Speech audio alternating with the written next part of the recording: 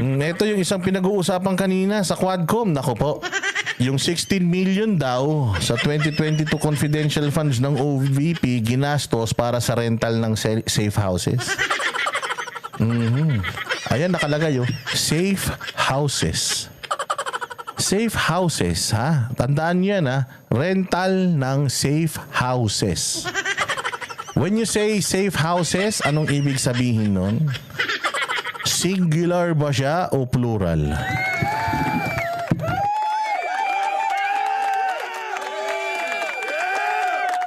Pakilagay nga dyan. Singular ba siya o plural? Ilagay nyo dyan.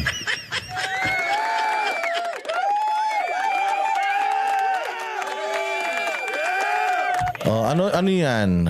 More than one. Okay. Yan ang pagkakaintindi nyo, ha? Sige, pakinggan natin to, ha? Kasi sinasabi dito, yan, 1 million for the payment of rental and maintenance of safe house. 1 million. Sa loob ng 11 days, sabi dito, 90,000 a day. Sa loob ng 4 days, 250,000 a day. Pero dito sa nakikita nyo, itong screen na to, nakikita nyo ba dito, meron siyang mga durations coming from the office of the Vice President. Meron ba? Nakalagay lang dito parang 11 days ito. Ano to breakdown na to.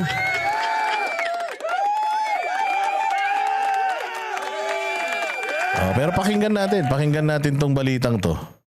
Nagtaka na sobrang mahal nun, yung 1 million in just 4 days. Yan 1 million in just 4 days. Hindi ba kayo nagtaka na ang mahal nun? Sa 4 na araw, yung 1 million, naubos nila dito. Hindi ba kayo nagtaka? Kaya nga ang tanong ko ganito Doon ba sa 1.4 billion per day, per day? Per day, 1.4 billion per day na flood control projects, hindi ba kayo nagtaka? Nasa 1.4 billion per day, nagbabaha pa rin sa Maynila.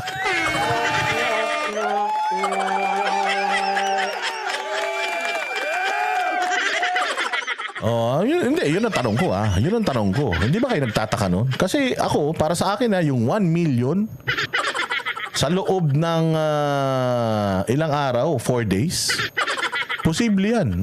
Posible yan. Promise. Posible yan. Yung bumili ka lang ng relos Di ba? Yung bumili ka ng halagang 4 na milyon na relos ilang minuto lang yun. Gastos mo na yung 4 na milyon. Ito pa kayang 1 milyon para sa safe houses.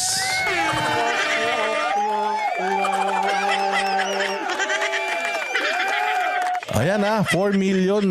Grabe, 4 days. Million na agad. Hindi. Pwede yan. Pwede naman yan. Pwede. Kung ang positioning mo is, kung ang mali siya na ilalagay mo sa isip ng tao, yung 4 na araw, tinan mo, 4 na araw. 1 million ang ginastos nila. Safe house. Aba, sobra naman yan. Grabe naman yung bahay na yan. Ang mahal naman yan. Ganun yung positioning nila Pero hindi nila dinidiscuss dito at hindi nila tinatanong, ilang mga safe houses ba to? Ano ba ang preference pagka sinabing safe house? Tama? 'Di ba? Anong preference kaya naman pala si Perla Arsua pala, galit pala kay Inday Sara. Sige nga. Bakit mo nasabing Waldas, Perla Arsua? Sige nga, sige pag-usapan natin. Perla Arsua. Total naman pumasok ka dito at sinasabi mong Waldas si Inday Sara. Ano yung mas waldas? Yung 1 million in 4 days sa safe houses?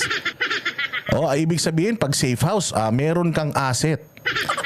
Tapos syempre pag yung asset mo, kailangan ilalagay mo yan sa isang lugar na secured. Ilalagay mo yan sa isang lugar na talagang secluded, secured. Hindi siya pwedeng i-breach. So, ibig sabihin, etong safe house na to, hindi talaga yan katulad ng apartel. Yung presyo talaga niyan, Yung presyo talaga niyan, hindi katulad ng mga motel.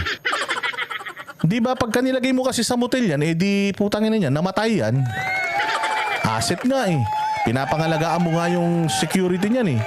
O Perla Arso, huwag kang tumawa. Putangin na mo, huwag kang tumawa. Magpaliwanag ka rito. Ano ang mas malaking waldas? Yung 1.4 billion sa flood control project o yung 1 million in 4 days? Bilis, putangin na nyo ha. Ang hirap, ang dali lang magsabi na waldas pero hindi nyo kayang ipaliwanag. Bilis, ilagay mo. Perla Arsua, ilagay mo. Alin ang mas waldas? Yung 1.4 billion per day o yung 1 milyon sa 4 na araw? Pakilagay, bilis. Oh, welcome ang mga basher na magpaliwanag. Bilis. Yung mga magagaling sa batas, yung mga abogado. Paliwanag nyo na. Putangin na mo, Perla. Tawa ka ng tawa. Ha? Gusto mo ba mag-asawa?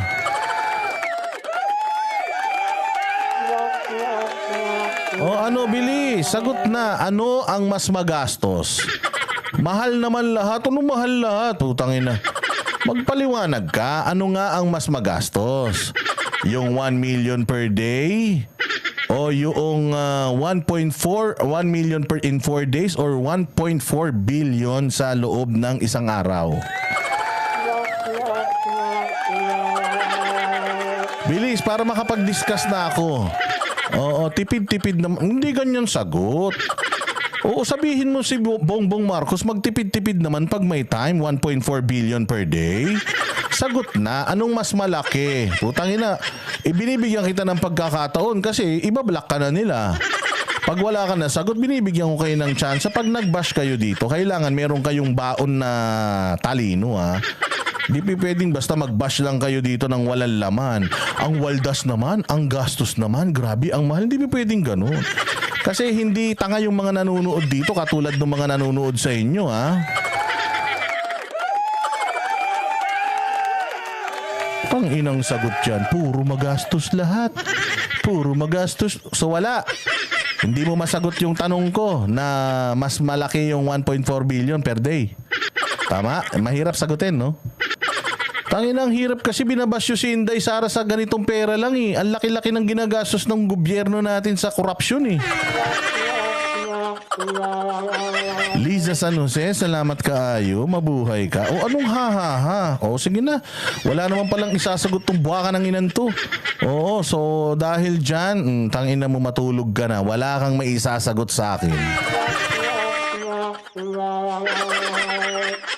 Okay. So kasi dito nakalagay nga 1 million in 4 days. Kung yan ang talagang iisipin mo, grabe mahal ng safe house na yan.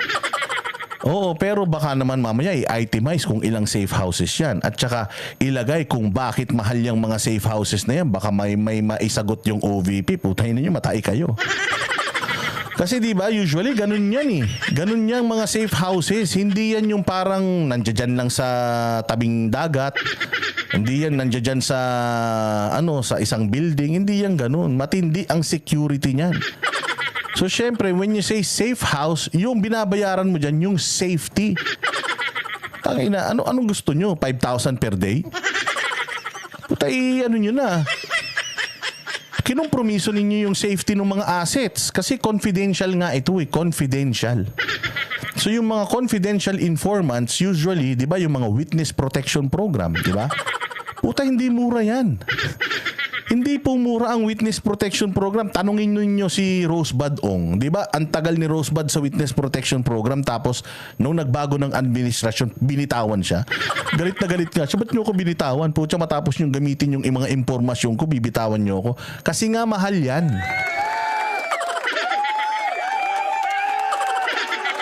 O tingnan ninyo kung gaano kamalisyoso ha. Tingnan ninyo kung gaano kamalisyoso itong mga itong mga mambabatas. Anong klase pong safe house to? May swimming pool po ba tong safe? Yan, di ba? Anong klaseng safe house to? May swimming pool po ba to, puta? Yan yung sinasabi ko sa'yo, magaling silang maglagay ng mali siya sa utak ng tao. Masasagot ba yan nung COA chief? May swimming pool ba to? Di ba? O ano pa? Safe house? May wifi? sa BGC. May pakikita po. Oy, ba't alam mo mahal sa BGC? Siguro meron kang may kondo ka sa BGC, sir. Ito, may ipapakita siya. Ito, Po sa inyong isang resort sa Shangri-La. Wow. Shangri-La, Boracay. Shangri-La Boracay daw, 25,000 per day, one night, luxury resort. Ang tanong, sir, safe house ba yan?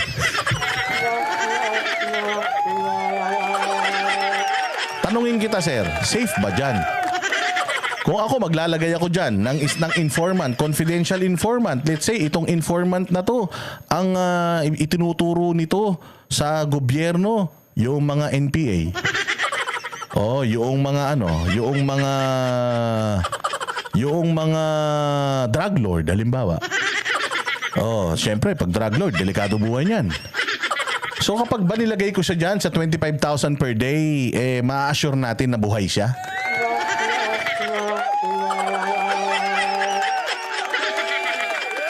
Tama ba? Tama ba? Kasi to, hotel to, resort. Sa tingin mo, ako, si Inday Sara, ilagay mo na lang sa Boracay yan, sa may Shangri-La. Ma'am, delikado dun kasi isa lang yung gwardiya dun eh. Okay lang kasi 25,000 per night naman dun.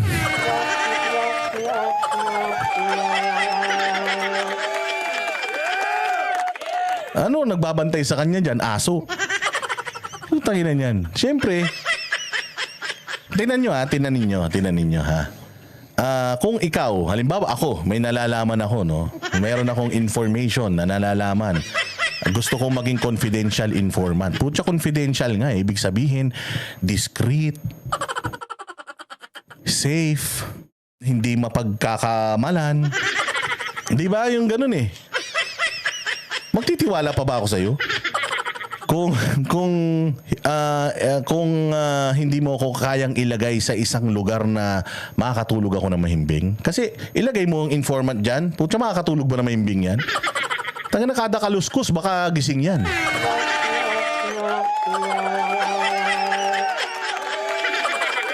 Kasi yung mga ganitong statement, yung mga ganitong malis na nilalagay, kasi ganito yung ginawa ni Tory doon sa Senado eh. Tingnan nyo to. Ayan, ang ganda nung kwarto, di ba? Iba-iba pa yung kulay. Yung kwarto na yan, katabi, mga kwarto ng babae. Tapos tingnan mo to, ito yung jacuzzi. Ayan, yan yung jacuzzi. Baka dyan yan nila dinadala yung mga bata na minumolesya niya. May mga ganun siya. So, naglalagay siya ng malis sa isip ng tao. So, ito, ganito rin. Ang mahal naman yan, 1 million. In 4 days. Ito, 25,000 ha. Luxury resort to. Pero ang tanong dito, kasi, naka-itemize ba doon sa report na isang kwarto lang yun? Isang safe house lang yun? Nakalagay ba doon? Di ba, imposible naman OVP, ang OVP, pang buong Pilipinas yan. Putangin na yan, sigurado ko na yung mga safe houses na yan, madami yan, hindi lang isa yan.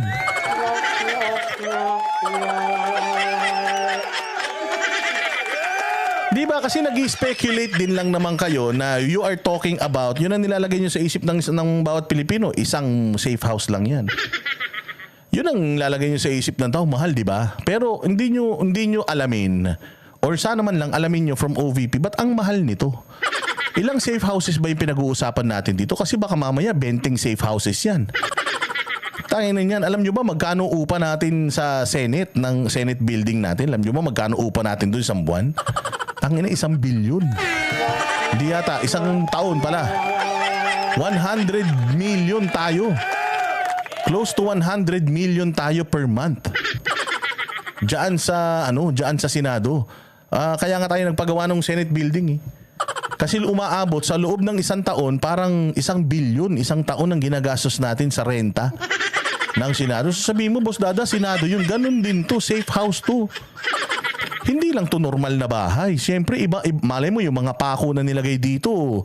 Pag may pumasok na mga intruder, lumalabas, tumatama sa intruder, ganyan.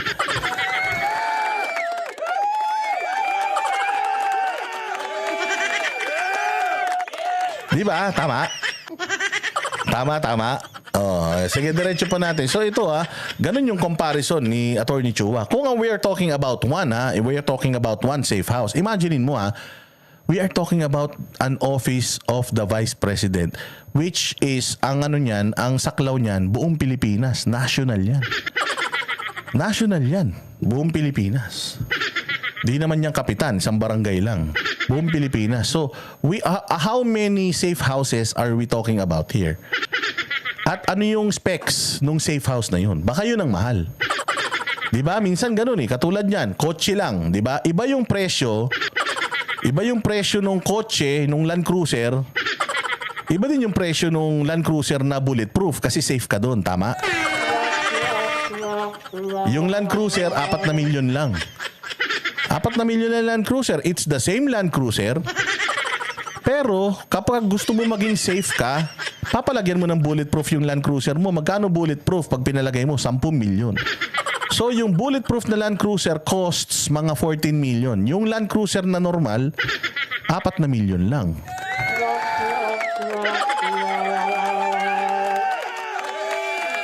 So, hindi po siya comparable. Mali po yung kino-compare natin yung mamahaling resort doon sa safe house. Safe.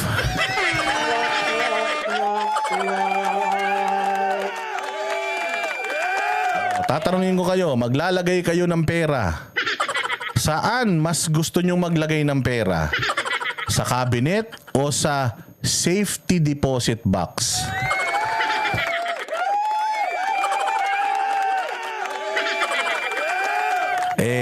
Parehas lang naman na pwede mong ilagay yung pera doon. Pero bakit ka naglalagay sa safety deposit box kahit mas mahal yun kaysa sa cabinet? Kasi gusto mo yung pera mo safe. Safe, yun ang binibili mo, safety.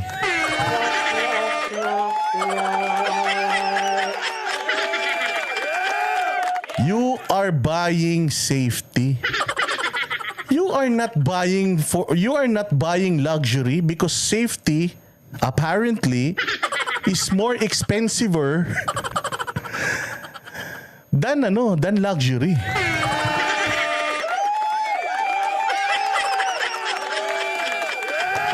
Tama? Tama ba? Tama ba 'yon? Hindi ko alam Ako kasi I'm just being I'm just being the devil's advocate. Kasi syempre ito yung twist nila. Gusto ko naman ibahin para makita natin. Kapag inibaba natin yung istorya, sinong kapanipaniwala? Yung istorya nila o yung the other way around?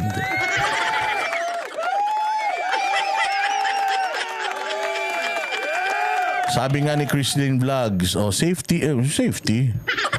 Oo, so doon ako sa safe kasi pag nilagay ko yung 100,000 pesos ko sa cabinet, putang ina. Malingat ka lang, wala na yan. Tapos di mo alam sino pagbibintangan mo.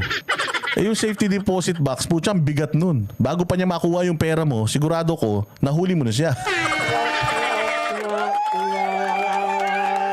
Diretso natin. Kasi baka naman may paliwanag na maganda si sir. Per night po neto is 22,500. This is a high-end luxury resort. Yun, high-end luxury resort. Is a high-end luxury resort safe? Question. Si Pablo Escobar, nagtago ba siya sa resort? Si Osama Bin Laden, nagtago ba siya sa resort? Si Saddam, nagtago ba sa resort? Parang hindi naman, no? Bakit? Kasi nga, putangin na, pag dyan sila nagtago, mahuhuli sila.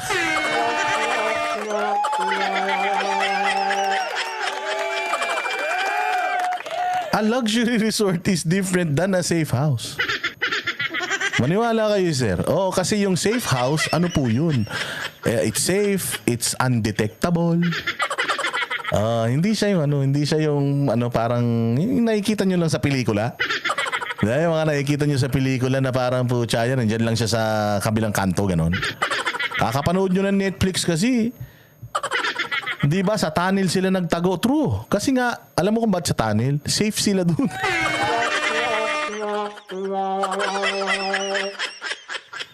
But if you want to put malice in the minds of the Filipinos, ganito dapat mag-explain. Ganito dapat mag-present. Tama, tama.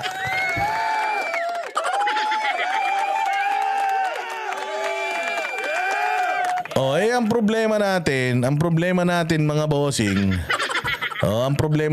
bossing, nag-iisip tayo. Ang mga DDS nag-iisip. Mabobolan nyo dyan yung mga engot, pero karamihan ngayon nag-iisip na kasi. Objektibo na kasi yung mga tao ngayon di ba? Kaya nga safety para secure. Sabi ni Christine Vlog. Ano pa? Kaya pala nagka-idea si Torin ng bunker at tunnel dahil kay Hitler at Bin Laden. Pwede.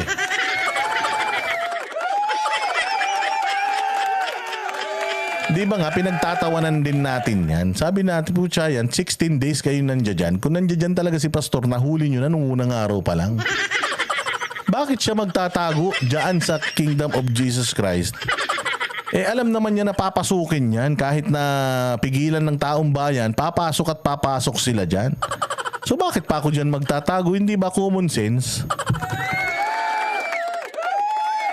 Yan. Kasi nga, ang gusto lang naman talaga nila, ito para sa akin lang, I may be wrong, pero baka ang gusto lang talaga nila is sirain yung reputasyon ni Inday Sara. Unang-una sa lahat, we are talking about confidential funds. Confidential funds means hindi dapat to pinag-uusapan sa harap ng maraming tao. Confidential nga Dapat itong mga ganito, confidential funds ang pinag-uusapan, saan natin ginamit, intelligence funds, dapat to, pinag-uusapan natin exclusively. Dapat pinag-uusapan natin to in a closed door setup. Yung walang media. Di ba pag meron kayong maselang information, you are requesting for an executive session? Itong mga ganitong usapin is jeopardizing yung ating intel, yung ating safety. Oy, Ma'am Kish, magandang morning. We miss you. How are you, Boss Dada? Ito, puyat na naman. Oo. Kasi ganun lang, nakita mo kanina yung troll dito, di ba? Ang sinasabi niya, ay grabe naman ang mahal. Waldas talaga. Yun yung gusto nilang itanim sa utak ng tao, na waldas si Inday.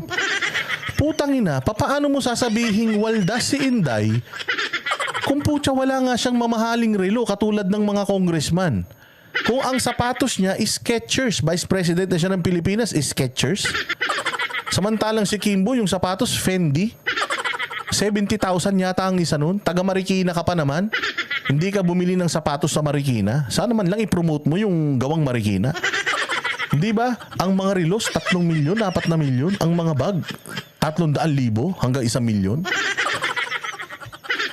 Diba? So paano mo sasabihin ni Walda si Inday? Makikita mo sa lifestyle niya, simple lang naman siya. Naka-polo shirt lang siya. Nakapantalon. Nakabarong lang siya na pang-opisina. Wala nga siyang mamahaling kwintas. Wala nga mamahaling hikaw. Putang ina, may waldas bang ganun?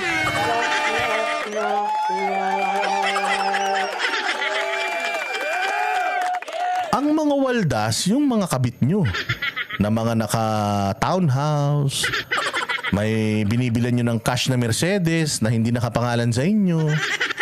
Putang ina, yun ang mga waldas. Pero si Inday Sara, sasabihin nyo na waldas, nakita na namin harap-harapan yan. Si PRRD nga, rilo, sira.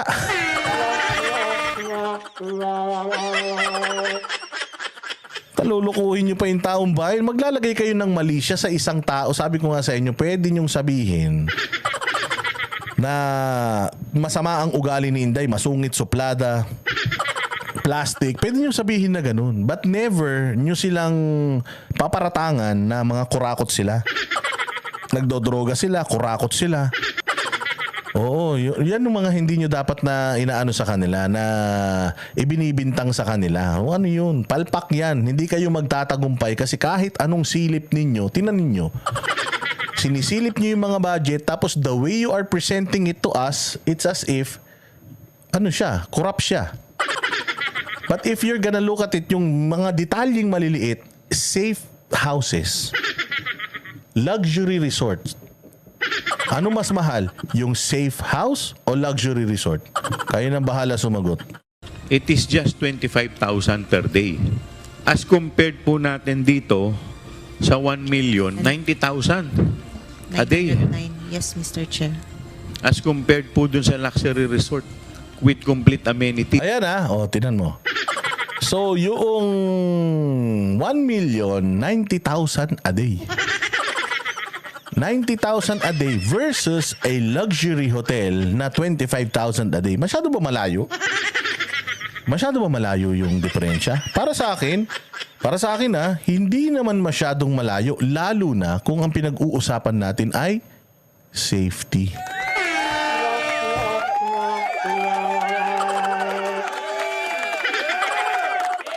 Tama.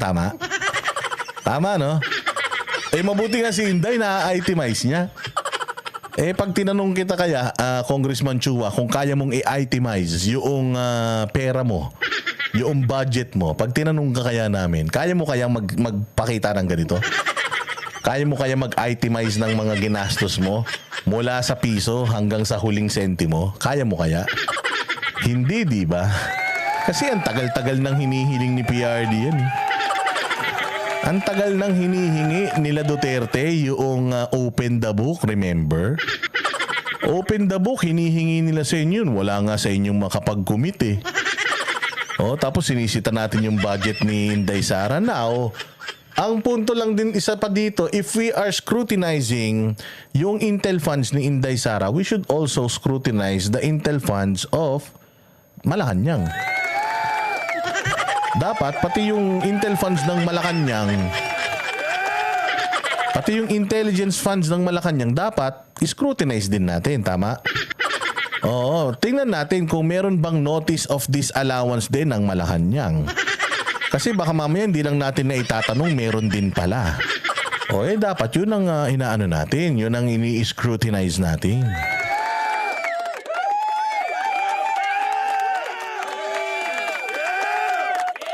Di ba yun lang yun? Yun lang po yun mga bossing. Ito po yung 125 million na budget niya na binigay sa kanya matatapos na yung buwan. 125 million na kailangan niyang i-spend sa loob ng 11 araw as what you say it. Pero ang sinasabi ng OVP dito, no, we spent it ng 19 days. We spent it ng 19 days. So, hindi 11 days. So dito, sinisilip nila yung 1 million which is in 11 days, 90,000 per day compared to a 25,000 na resort. 90,000 per day na safe house. And again, we are not talking about one safe house, 2 safe houses, 3 safe houses. Antayin natin yung report na yon galing sa opisina nila Inday kasi kayo pinangungunahan nyo Kasi baka mamaya yan, pinangunahan nyo na naman yan. Tapos masagot na naman nila yan. Mapakita na naman nila yung detalyadong report niyan. Yari kayo dyan.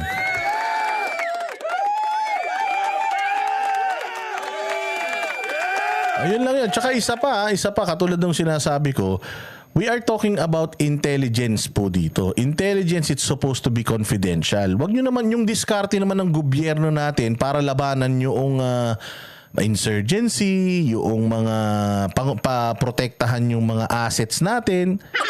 Lalo na yung mga assets natin na nagbibigay sa atin ng information para sa peace and order ng Pilipinas. Wag naman sana nating i-expose yung gameplay ng ating mga ahensya ng gobyerno. Baka pwede, pag-usapan nyo na lang yan in an executive session, yung hindi na kasama yung taong bayan pati media. Kasi parang lumalabas dito, sinisiraan nyo na lang si Inday Sara Kung talagang gusto nyong ma-resolve ito, and we are talking about confidential funds, hindi nga talaga auditable ang confidential funds sa totoo lang kasi nga confidential funds yan Hindi dapat inilalabas kung saan talaga ginamit ito kasi nga intelligence funds ito Pwede ko bang sabihin na saan galing yung intel mo? Sa kaibigan ko na dating taga-militar na sa ganito nakatira, pwede ko ba namang gawin yun? Pag ginawa ko yun, wala namang bibigay sa akin ng impormasyon kasi sinusunog ko.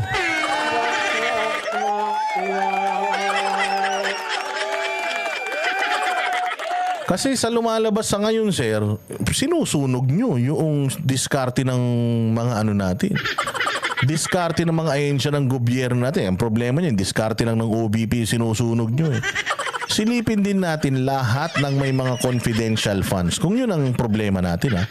Confidential funds. So, silipin natin yung confidential funds ni Bongbong, confidential funds ng DOJ, confidential funds ng ng military. Pati sa military, silipin na natin. Oo, para talagang malaman na natin, may labas yun sa taong bayan, pati sa mga komunista, yung diskarte ng gobyerno natin para dumami ulit sila.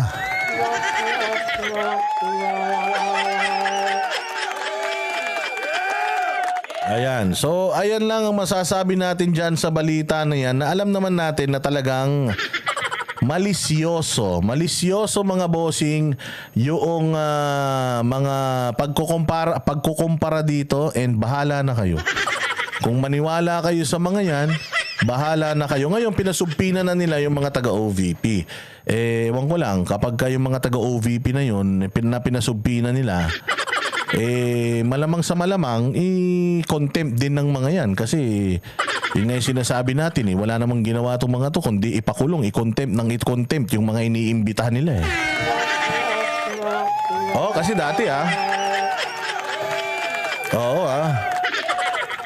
kasi dati mga bossing yung mga resource person dati proud na proud sila kasi nga mantakin mo magagamit yung kanilang expertise para makagawa ng batas yung mga kongresista. Ngayon, pag pinatawag ka sa Congress or sa Senate bilang resource person, magdala ka na ng damit. Magdala ka na ng maleta dahil putang ina, baka hindi ka na makauwi sa pamilya mo.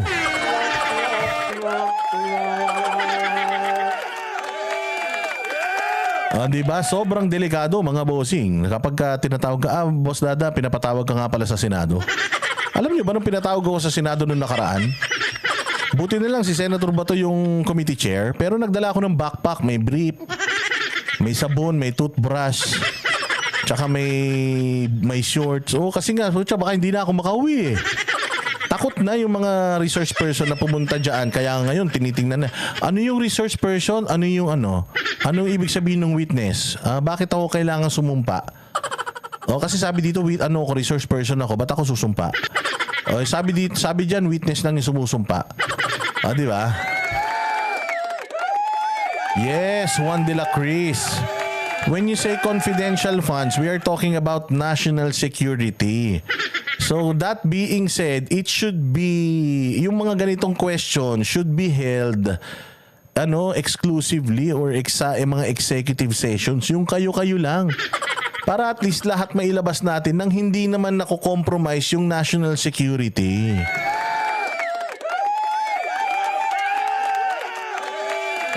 Diba? At least we are in the same page pagdating sa bagay na to, and I hope na maging klaro sa lahat sa atin itong mga ginagawa ng mga mambabatas natin sa mga hearing.